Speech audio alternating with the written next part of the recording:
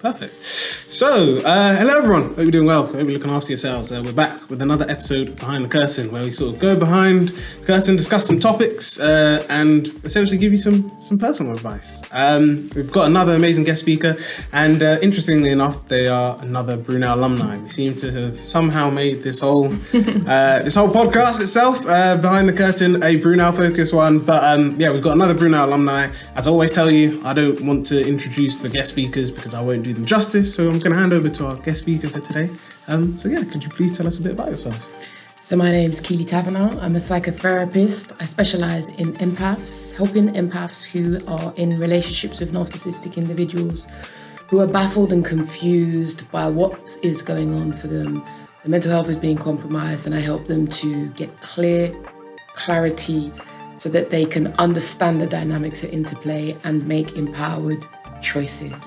Wow, that's powerful. Thank you. Thank you very much. And I'm sure our listeners today are excited to not only learn a bit more about yourself, but also about your career talk. Because the first official question we've got is, what inspired you to sort of go into psychotherapy? I think my mayhem relationship back in the day was the most fundamental place. It's where I started to read self-help books. And from self-help books, I was inspired. I'd been raised in Northwest London. I hadn't had much ambition for my own future. And self-help books was the first place that I began to question what I wanted for my life. And actually, it proposed that I had to take responsibility for the situation that I was in, which was very different for me because I'd felt like a victim. And beginning to think about the things that I was doing unconsciously that contributed to my perpetual victimhood was a really powerful stance for me. That led to going to do an access course. From an access course, I came to Brunel. Well, I had to beg to get in because I didn't have maths GCSE. So that was unfortunate, but hey-ho. I got in, and then I did my 4-year degree here. I had a work placement because I hadn't had any experience in the field. So I did a sandwich and I got my placement at Wormwood Scrubs Prison. And then after I graduated, I got my first job there. And then from there, I really decided that I needed to get deeper. I loved working with prisoners, but I felt we were doing a lot of CBT-based programs for offenders. And I felt that we needed to get into the depth. I wanted to get into the depth in terms of how they'd become who they were, how their story, their life story. And I chose to then go and invest in myself and did a master's in person-centered psychotherapy. Oh, thank you. Before we go to the next question, you mentioned, I think it was CBT. Could you just let us know what that means? Cognitive behavioural therapy. So that is often, so for example, if you went to your doctors and you asked for therapy, you'd get cognitive behavioural therapy, often 6 sessions. And so that's about kind of your behaviour, thinking about your behaviour and how you change your behaviour. So you get strategies and tools to assist you. And that can be great at a surface level, but often if you're dealing with people who've got trauma, you've got social, political issues that also impact on the individual, it can be a sort of a slither of help. Where actually people need to understand much more about who they are, how they've become who they are in order to really understand, that's why.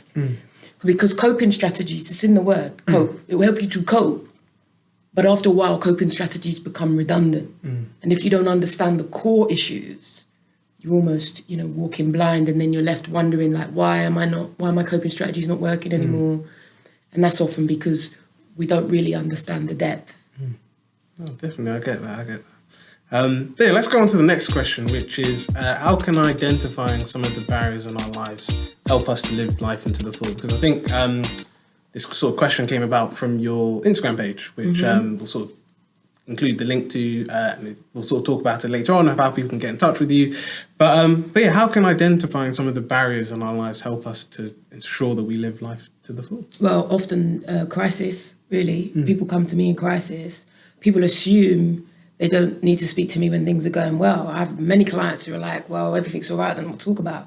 Well, let's talk about what's going well, because when you're in adverse situations, often it's the absence of things that are going well for you that are absent. So, for example, when someone comes to see me, often the things that they enjoy and they like are not in their lives at the current time. And so it's developing your own awareness around what's absent and why it's gone. Shall I take the phone and just click it off? This is not mine. Oh, is it not yours? It's mine. It's all right, I got two. Oh, do you want me to? Yeah, it's fine. We can do it live, right? Yeah. We just roll, we keep it real, you know how it goes. Yeah, man, life happens. Sometimes you leave your phone on, you know what I'm saying? One day when I have my assistant, it'll be sorted. But until then, it is what it is. Next thing, it'll ring. You know what I'm saying? My mum. 20 calls. So there you go. So yeah, it's often the crisis that bring people to me, and I'm the person who people will usually come to after.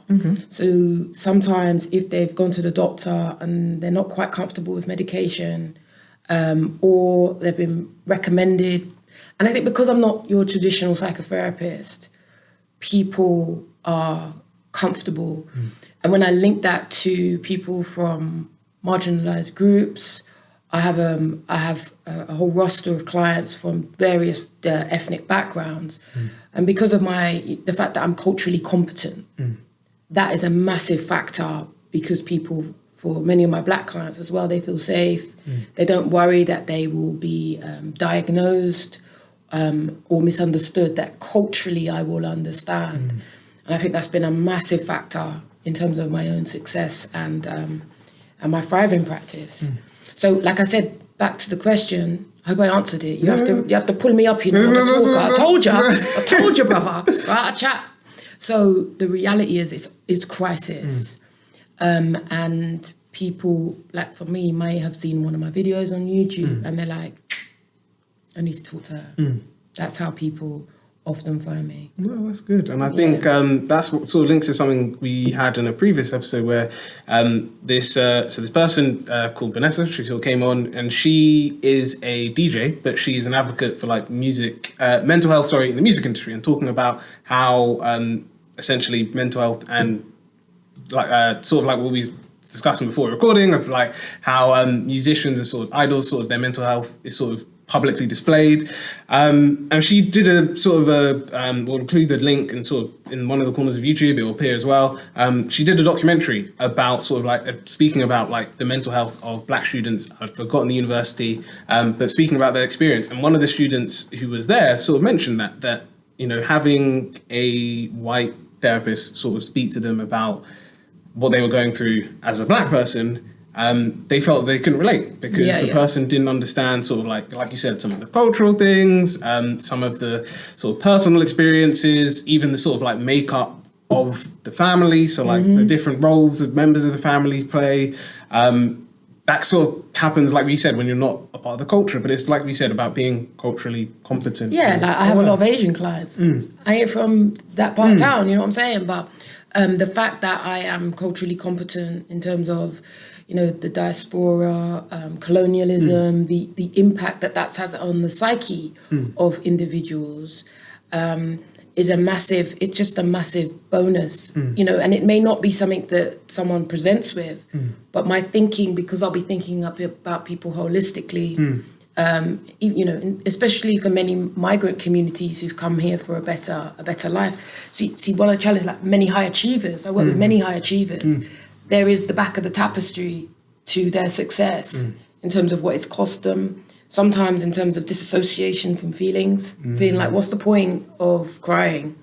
I'm like, wow, like they just don't see a point. They don't do weakness. It's just only strength.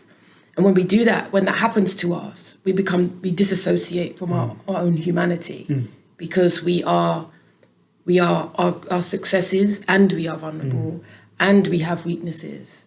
You know, so it's about being, you know, helping people to reconnect with their own humanity and to question what we have often swallowed down whole culturally through society, family, so that people become their own self, they become an individual. So you begin to think more, actually, what works for me? One of the biggest factors is often people pleasing is one of the great, you know, wanting to keep others happy. You know, I've got people who've done, you know, they're in certain careers to have kept parents and so on happy, but all they really wanted to do was play the banjo. you know? So that creative side had to be abandoned in order for the approval. And sometimes it's about, you know, giving people permission to be. So I find it very, you know, people just associate what I do with like, oh, crying and looking in the old, like, oh, I don't want to trawl through that.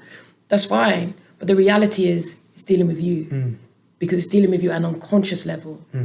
The more that you can inspect these aspects of your life that you have pushed aside and become aware, is the more that you make empowered choices, and then you begin to make much more sense to yourself. And I have no idea who people can become when that happens. And that's the beauty I witness every day as people become more self-aware and then begin to pursue the passions of their own heart, getting outside their comfort zone, saying yes to newness. No, that's definitely true. And you know, that's we sort of say it here on the podcast as well, that university is one of those opportunities where you can sort of say yes to newness and sort of, you know, you're not worried about, you know, most students aren't worried about like looking after their wife or their spouse or like paying off a mortgage or things like that.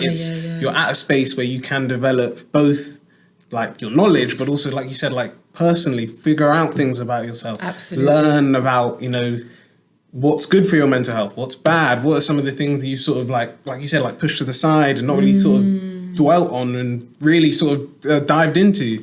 And yeah, the university as a whole, like whether you're at Brunel, whether you're at another university, it's that opportunity to learn that. Yeah. In this sort of safe environment where you're surrounded by people that are going through the same thing as you. Yeah, I think one I'd like to add is I came as a mature student. Okay. I had 2 kids by the time I came here, so I wasn't necessarily, I envied the kind of 18-year-old, 19-year-old coming to university and having that experience. But I definitely identify with education, realising I was much more than I thought I could be, and then making choices maybe in my social life, starting to move in different circles. That was a profound change. And also, in addition, during the pandemic, one of the massive challenge for a lot of my younger clients was not being able to get away from their parents via the vehicle of, I'm going to go to university in the furthest pace possible so I can have the space to become an individual. And I think that has had a kind of a very difficult impact for people as they were stifled. But let's be honest, you know, it's also a place of challenge as well, because if you're sort of 18, you're coming into your infancy and your adulthood. You know, so that comes with its challenges. And I know that they have support counselling here as well. And most universities do, that people can access, which is also incredibly important. Definitely. Yeah, we sort of come to the last question. And this is essentially, I think, arguably the most important, which is what's one piece of advice you would give to someone looking to try something new? So this could be sort of whether it's going into a new career, whether it's sort of like we talked about, like having conversations about their own mental health, sort of using these support services, whether it's even sort of like just learning a new language. What would be your advice to someone looking to try something new? Well, one of the first things is I believe our mental health challenges are actually a reflection of a disconnection. I believe mental health problems are a symbolic sign that something is not right in your life, that something needs to change. So, and often our potentiality has been compromised to some degree. And so I'm really about helping people to manifest their potential. And I think that's incredibly important, because that is linked to authenticity. Who are you? What do you love? What do you want to be? And for example, I have a program, Navigate Narcissism Now, for people who are trying to overcome their situations. And throughout my program, what do you love? What could you do where you look up and time is just like, wow, it's been 2 hours already. Like those are the clues. What did you love as a child? So this is linked to the inner child.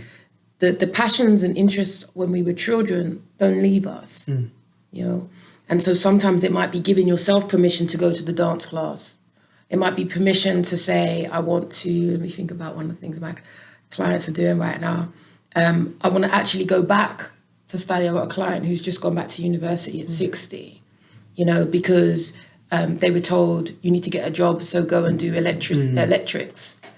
But he was actually an avid, loved to read, and that part of his potential wasn't nurtured through his parents.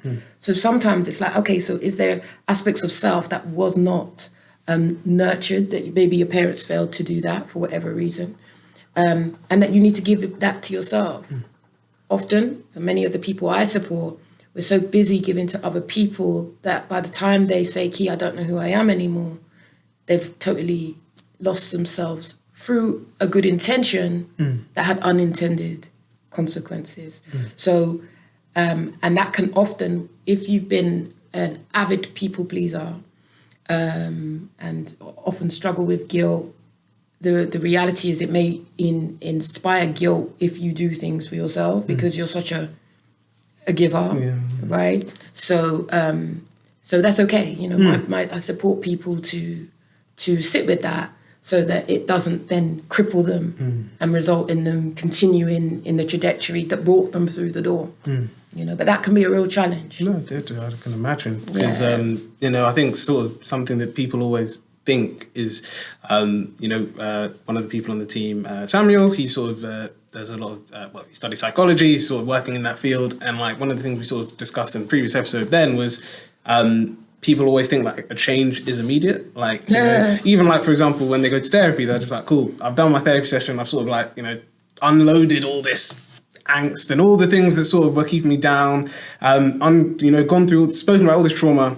Great, cool, thanks. I don't need to do another one. You've really given me a lot to think about. And it's like you said, that's not the case. It's like sitting on that, diving into it more, like getting to a place where it's comfortable. I think one sort of key example of this is, hopefully we'll have them on the podcast, but another sort of podcast that I listened to and sort of I got to meet the couple was, I think it's called For the Record by Mr. and Mrs. Record, which is Sterling Record and Hayley Record. And they literally just did an episode that came out earlier this week, which was all about sort of talking about like, so it was talking about daddy issues, and Hayley was talking about her experience and sort of the things that she was going through. But one of the things she mentioned is literally just that. She said, she went to therapy, sort of discussed things, and she said, like, even to this day, she's still healing. And I feel like that's the thing that people sort of feel like, which isn't true. It's just like, no, it takes time. Growth is a journey. Exactly. That's what I tell my clients all the time. Like, trust the process. And I think the challenge we have nowadays is we live in an instant gratification culture. You thought you want McDonald's, next thing you know, you click your app, it's at your front door. Yeah. And so people have that expectation, like, I'm going to just come here, 5 sessions, flick it down, and I'm going to be, living my best life. Actually, it's a process because we didn't get to where we are currently overnight. And so undoing that takes time, and that's why my program's 6 months, because you need time to practice, to put these skills into place. It's experiential. It's not just here. I meet loads of people, they know it all up here. You've read the books, you watch the YouTube channel, you got the t-shirt, you got the Lululemon outfit, you do your yoga and your meditation, yet you're miserable, yet you're depressed. So it's not this. It's something else. It's like seasoning. It's got to marinate. You don't just throw the pepper on and the little seasoning and then just cook it and think, no. It's got to take time to marinate into your beliefs and into fundamentally your behavior. But one of the biggest challenges, I believe, is trauma. A lot of us are traumatized. And for whatever reason, I have my suspicions, but that's a different podcast. They're not diagnosing people with trauma. So trauma will affect the whole nervous system. I can hear it in the client straight away. Another one that also comes up, a lot of people there's a lot of people who struggle with emotions who are not, who don't know that they have autism because they're high functioning. And that's a massive issue.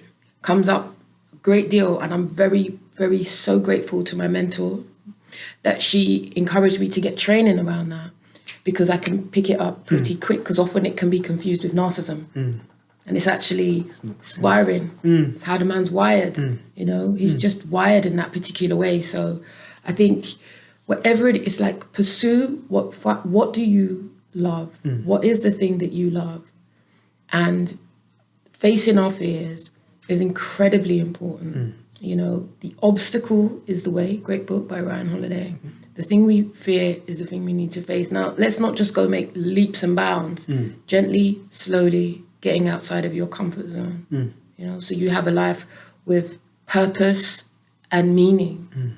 You know, that's the most passionate thing, having a life of purpose and meaning. And it's not about what society or others say, but about what it actually means. The audacity to be you.